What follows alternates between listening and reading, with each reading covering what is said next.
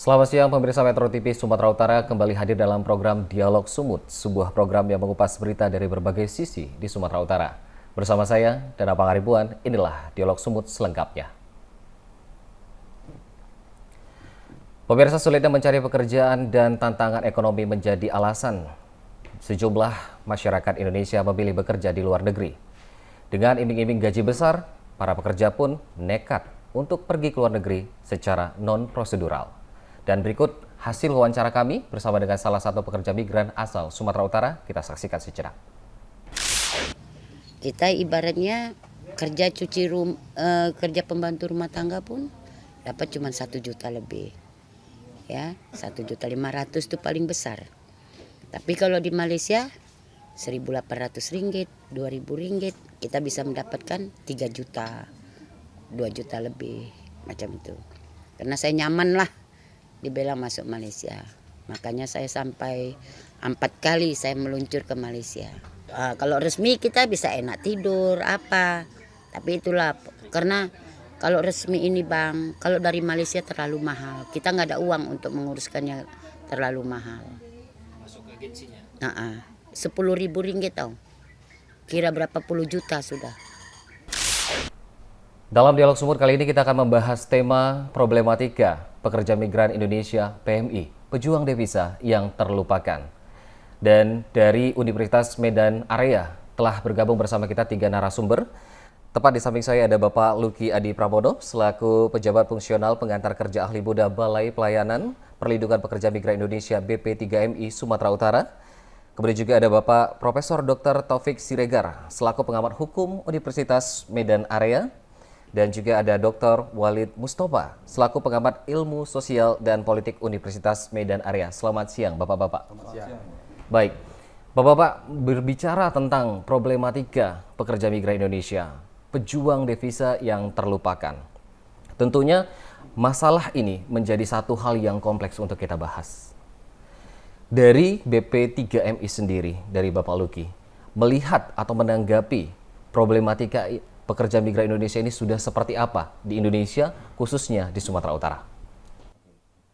Jadi kalau yang paling banyak saat ini problematika yang terhadap pekerja migran Indonesia yaitu adalah salahnya dalam menanggapi suatu informasi atau kurangnya informasi yang mereka dapat terkait prosedur bekerja ke luar negeri secara benar. Sehingga mudah bagi mereka itu terjebak dari praktek TPPO, terjebak dari iming-iming agensi-agensi atau calo-calo liar yang berusaha menempatkan mereka ke posisi sebagai pekerja yang non-prosedural atau ilegal, di mana posisi tersebut sangat ringkih bagi mereka untuk mengalami hal-hal yang buruk, seperti kekerasan atau eksploitasi, seperti itu. Baik, berarti tantangannya juga sangat luar biasa dan kemudian juga problematikanya juga sangat kompleks. Kemudian juga untuk data sendiri kalau saya baca dari data yang dikeluarkan oleh BP2MI, diketahui bahwa ada 25.000 per Januari 2025 yang terdata pekerja migran kita. Untuk di wilayah Sumatera Utara sendiri, apakah BP3MI memiliki data ataupun problem apa yang dihadapi saat ini di pekerja migran Indonesia? Kalau untuk data penempatan kita sudah untuk sampai dengan bulan Mei atau bulan Juni itu ada sekitar 2.000 sampai dengan 3.000 pekerja migran Indonesia yang berangkat secara prosedural. Namun kalau untuk yang paling sering kita menghadapi atau menerima pengaduan itu terkait masalah yang mungkin sudah sangat kita sama-sama tahu terkait masalah keberangkatan atau pekerja migran yang bekerja secara non prosedural di Kamboja. Ini yang saat ini sedang sering kita terima terkait pengaduan keluarga saya berada di sana Pak, dia mau pulang Pak, kondisinya dia disekap segala macam. Baik, kita melihat bahwa tadi dari hasil wawancara, mungkin saya akan lempar pertanyaan kepada Bapak Walid. Pak Walid, kalau melihat bahwa salah satu alasan masyarakat Indonesia memilih bekerja di luar negeri adalah gaji yang besar. Mereka bahkan nekat secara non-prosedural untuk berangkat ke luar negeri. Melihat hal ini dari perspektif pengamat ilmu sosial politik seperti apa? Ya, terima kasih ya, Bang Dana. Jadi terkait dengan PM ini, saya kira pertama memang kita harus mengakui bahwa negara kita hari ini belum bisa memprovide, belum bisa memberikan lapangan pekerjaan yang saya kira dibutuhkan oleh masyarakat kita yang sangat banyak ini. Nah, ini jadi problema kita di internal, di dalam negeri. Persoalan itu tentu juga mendorong masyarakat kita ingin agar supaya kehidupan keluarga mereka itu semakin baik misalnya. Nah, langkah-langkah yang dilakukan adalah pergi ke luar negeri. Dan itu sudah dilakukan bukan hanya 10-15 tahun belakangan, 30 tahun yang belakangan seperti wawancara tadi. Dia sudah 32 tahun yang lalu sudah berangkat ke luar negeri. Jadi persoalan bahwa minimnya lapangan pekerjaan, kemudian upah yang sangat minim juga di negara kita, itu harus kita akui sebagai persoalan kita di dalam negeri, yang kemudian memotivasi masyarakat kita untuk berangkat. Nah, nekat juga masyarakat ini tidak punya skill ya, kemudian nekat juga tidak pakai dokumen, ya tentu alasannya adalah alasan ekonomi dan lain sebagainya. Nah, ini yang saya kira kalau memang BP3MI ke depan ingin coba untuk menyelesaikan persoalan ini, saya kira tidak bisa hanya persoalan izin mendampingi para pekerja, tidak, tapi bagaimana kemudian akar persoalannya apa? Akar persoalan kita kan di dalam negeri sebenarnya. Ya, lapangan pekerjaan kita minim, kemudian juga upah kita yang kecil ya. Jadi bisa dilihat tadi misalnya di Malaysia saja untuk gaji ART itu sampai 6 juta, 7 juta ya kalau misalnya dirupiahkan. Di Indonesia sekarang 2025 itu paling tinggi 2 juta. Nah, jadi saya kira ini yang jadi persoalan juga yang penting kemudian nanti tidak hanya sekedar kemudian bagaimana mendampingi mereka, mengedukasi mereka yang juga memang sulit juga kadang-kadang diberikan informasi karena banyak sekali juga calo-calo tadi ya. Nah, ini juga jadi persoalan yang saya kira penting untuk dipikirkan ke depan. Saya kira itu. Baik, berarti ada ketimpangan yang terjadi di masyarakat. Kalau kita melihat, saya akan lempar ke Prof. Taufik. Prof, ini kan melihat bahwa perlindungan kepada pekerja migran juga masih dikatakan tadi minim, kemudian juga rentan pekerja migran ini untuk masuk ke dalam lingkaran dari TPPO. Ini melihat dari perspektif hukumnya seperti apa, Prof? Baik, Bung Pangaribuan ya. Saya minum kopi dulu lah ya sebelum saya jawab. Jadi begini, mengapa warga negara Indonesia itu mencari nafkah di luar negeri? Kalau menurut saya adalah kegagalan negara dalam mengelola sumber daya alam Indonesia, ya kan, mengakibatkan warga negara Indonesia itu mencari nafkah di luar negeri, kan begitu. Dalam regulasi ya jelas di alinea keempat pembukaan Undang-Undang Dasar 1945 itu jelas dinyatakan bahwa pemerintah negara Indonesia melindungi segenap bangsa Indonesia dan seluruh tumpah darah Indonesia. Jadi baik yang di dalam negeri maupun di luar negeri, kan? Nah, di dalam batang tubuh konstitusi kita di dalam pasal 27 ya, ayat 2 itu situ disebutkan tiap-tiap warga negara Indonesia berhak untuk pekerjaan dan kehidupan yang layak, ya kan? Nah, kemudian apa lagi? Regulasinya adalah Undang-Undang 18 2017 tentang perlindungan pekerja migran, kan gitu. Kemudian ada peraturan pemerintah 59 tahun 2021 ya. Jadi ada pelaksana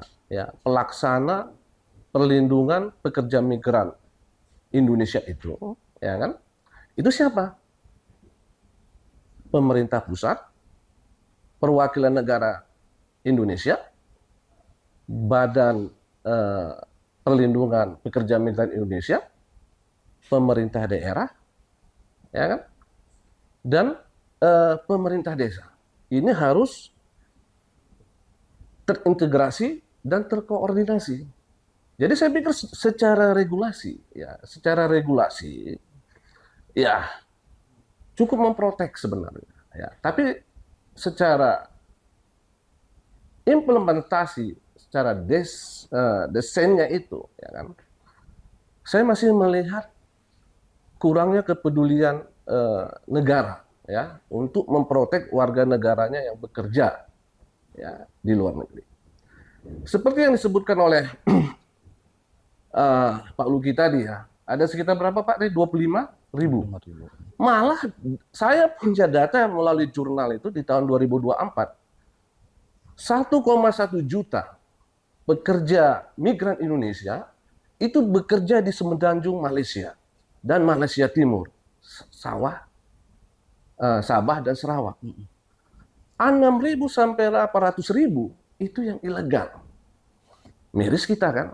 Baik, Prof. Taufik, ini kan menjadi seru sekali ya, berbicara tentang pekerja migran Indonesia yang tentunya banyak tantangan-tantangan negara dan membutuhkan kolaborasi baik dari atas, dari hulu sampai hilir.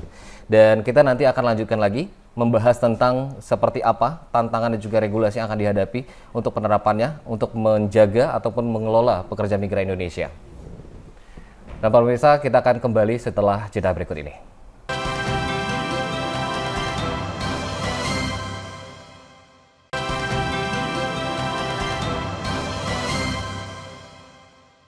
Anda masih bersama kami di Dialog Sumut dan kita akan melanjutkan perbincangan kita terkait dengan problematika pekerja migran Indonesia, pejuang devisa yang terlupakan. Langsung saja kita berbincang kembali dengan tiga narasumber kita. Saya akan pertama terlebih dahulu ke Pak Luki. Pak Luki, ini kan berbicara tentang tadi ada regulasi yang harus mengatur, kemudian ini ada tantangan-tantangannya, peran pemerintah, masyarakat, baik pemerintah daerah juga masyarakatnya. Kemudian apa tantangan terbesar BP3MI sendiri dalam mengawasi penempatan dan juga perlindungan PMI, khususnya di negara-negara yang non-prosedural? Oke, tantangannya pertama bagaimana meningkatkan kesadaran masyarakat. Ini penting, Pak.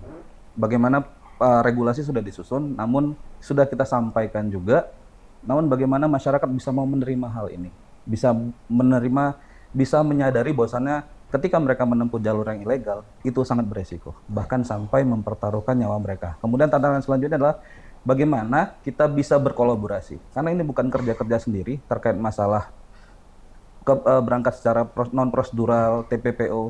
Ini kerja-kerja yang harus dilaksanakan secara kolaboratif, baik dari pemerintah desa, pemerintah kabupaten, sampai ke lini bawah, sampai dengan ke lembaga masyarakat.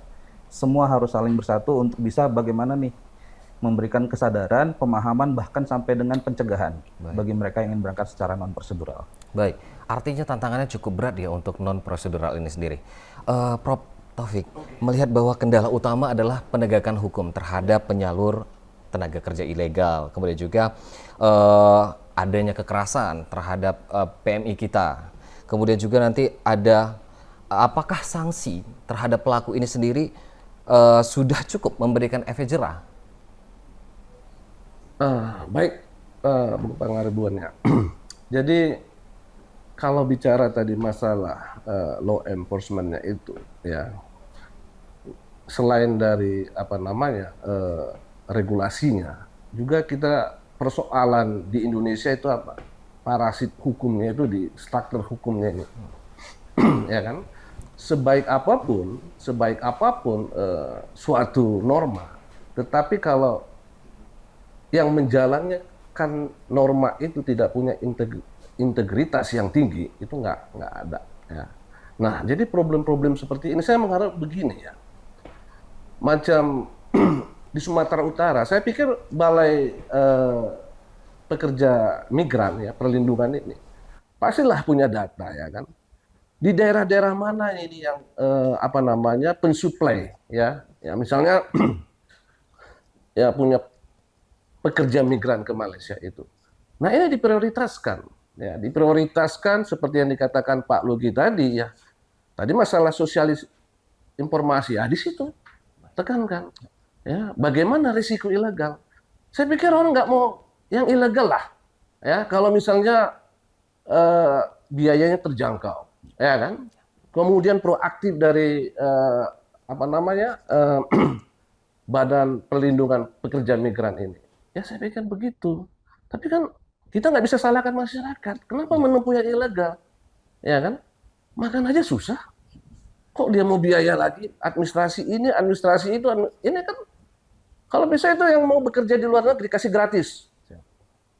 Toh mereka mendatangkan devisa ke Indonesia. Nggak usah lah dikasih itu kemudahan visanya. Kemudian apa? Pemerintah lakukan atau pemerintah daerah Lakukan perjanjian bilateral di mana warga negara Indonesia banyak bekerja di luar negeri. Sampai apa? Harus ada perjanjian kerja antara pekerja migran Indonesia dengan penempatannya di sana. Jadi terprotek dia. Tadi saya sudah katakan ya. Di tahun 2024 kita punya data 600.000 sampai 800.000 itu yang ilegal. Ya kan? Inilah menjadi PR kita bersama, ya kan, terutama Badan Pelindung Pekerja Migran Indonesia yang sudah terbentuk itu melalui PP 59 2001. Seharusnya dari tahun 2021 ini masalah migran ini bisa diminimalkan persoalannya. Saya pikir begitu. Baik, artinya adalah perlu disosialisasi yang menyeluruh, kemudian juga proteksi terhadap pekerja migran kita harus benar-benar ada. Baik, kita lempar kembali dengan Pak Walid. Pak Walid, ini kan melihat ada peran negara dalam narasi pahlawan devisa untuk para pekerja migran kita. Tapi dengan perlindungan yang sangat minim, ini bagaimana Pak Walid menanggapinya? Ya, makasih Bang Dana. Jadi begini, saya punya data dan mungkin bisa dikonfirmasi bahwa pekerja migran Indonesia ini dihitung penyumbang devisa terbesar setelah migas. Itu 200 sampai 300 triliun per tahun. Jadi saya kira sangat besar sekali potensinya dan tentu negara harus hadir di sana. Kemudian apa yang menjadi akar masalah sistemik daripada pekerja migran ini? Yang pertama itu perekrutan ilegal tadi. Jadi calon ini banyak. Ya, jadi BP3MI ya tolonglah mungkin calon-calon ini bisa ditertibkan untuk melindungi para pekerja migran kita. Kemudian rendahnya keterampilan. Ini penting. Baik. Maka itu sebenarnya beberapa waktu yang lalu Universitas Medan Area itu concern juga di sini terkait dengan bagaimana menyiapkan sumber daya manusia yang memang punya keterampilan. Kita pernah buat diskusi di UMA terkait dengan pekerja-pekerja di Korea, Kamboja. Itu sudah concern kita juga karena ternyata tidak hanya kalangan yang sudah dewasa tapi mahasiswa juga setelah tamat itu banyak berangkat ke sana. Nah, kita ingin membekali. Jadi kita juga concern di situ supaya bagaimana sumber daya manusia itu memang punya keterampilan yang dibutuhkan oleh dunia kerja profesional di luar sehingga para pekerja kita itu tidak terjebak dengan hal-hal yang ilegal tadi. Kemudian terjadi penyekapan, terjadi human trafficking dan lain sebagainya. Ini penting sekali saya kira. Nah, jadi selain daripada memang penyumbang devisa terbesar, kita juga perlu mempersiapkan keterampilan daripada sumber daya manusia yang akan bekerja di luar negeri. Dan saya kira kampus khususnya Universitas Medan Area sangat siap untuk itu. Dan kita sudah concern juga untuk itu. Makanya saya kira mungkin BP3MI ya ke depan sering-sering juga lah ke UMA, kita bisa diskusikan bagaimana menyelesaikan ini baik dalam perspektif hukum, baik dalam perspektif politik, ekonomi dan sebagainya. Nah, saya kira itu, mungkin seperti itu. Baik, artinya butuh program-program yang nyata untuk anak-anak muda kita ya, apalagi di era Gen Z sebenarnya ini sangat diperlukan untuk menambah keterampilan. Dan nanti kita akan bahas seperti apa programnya, kemudian juga solusi terbaik untuk para pekerja migran kita. Dan pemirsa, kami akan kembali setelah jeda berikut ini.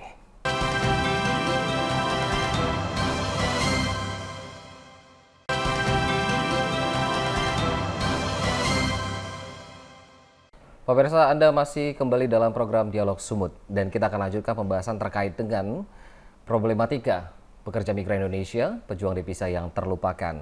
Tadi kita sudah membahas problematikanya, kemudian juga tantangannya, regulasinya. Kemudian yang perlu kita bahas adalah dan perlu dirasakan oleh para pekerja migran kita adalah langkah-langkah nyata, program-program nyata.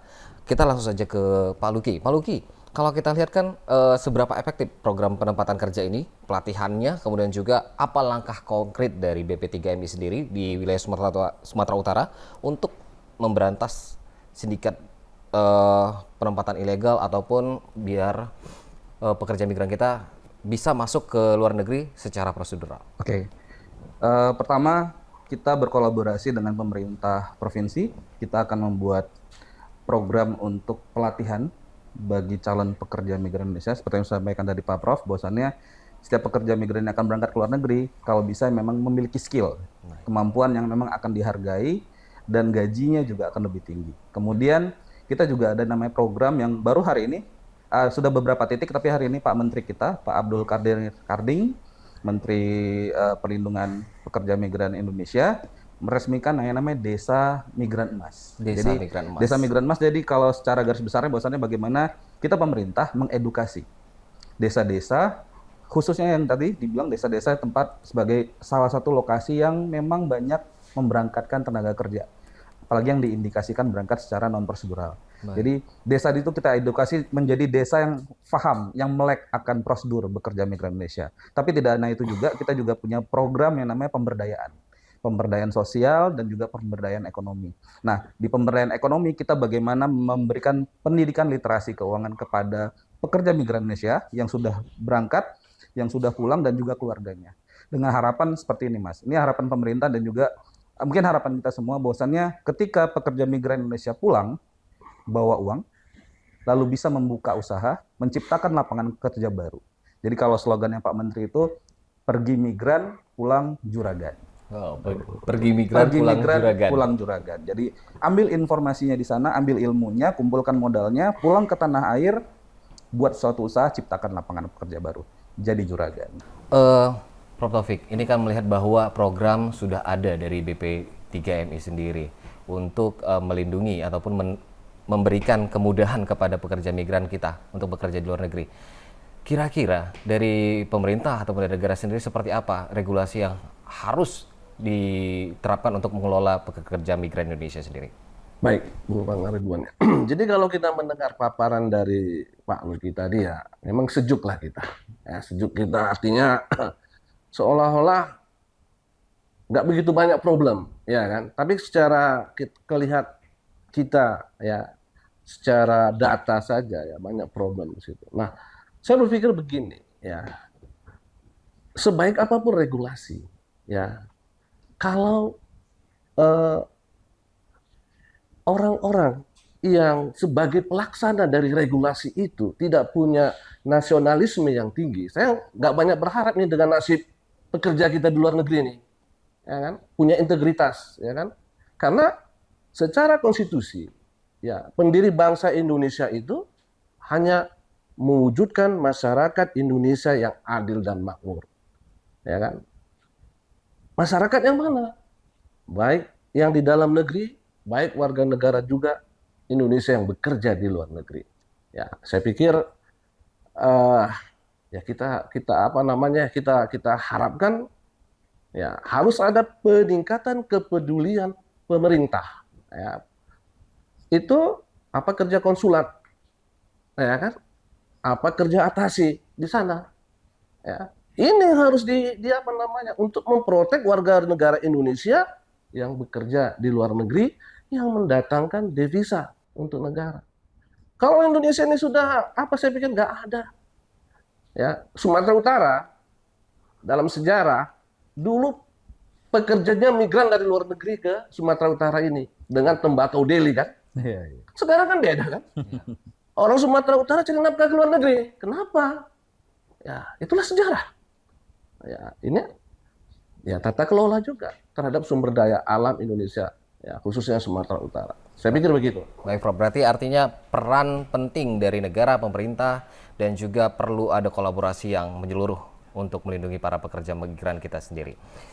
Nah, kalau Pak Walid sendiri menanggapi program kemudian juga regulasinya, kalau kita melihat kan memang Sumatera Utara ini menjadi pintu keluarnya pekerja migran secara non-prosedural. Ini melihat seperti apa kondisi saat ini dan langkah-langkah apa yang bisa dilakukan oleh BP3MI ataupun pemerintah dalam hal ini untuk mengantisipasi hal tersebut.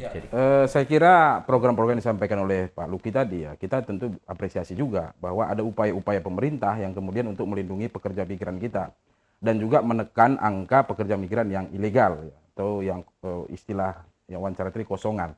Nah, kemudian juga ada regulasi-regulasi yang mungkin sudah disiapkan kemudian diimplementasikan dan mudah-mudahan kita juga berharap ketika implementasi daripada regulasi itu bisa terlaksana dengan baik.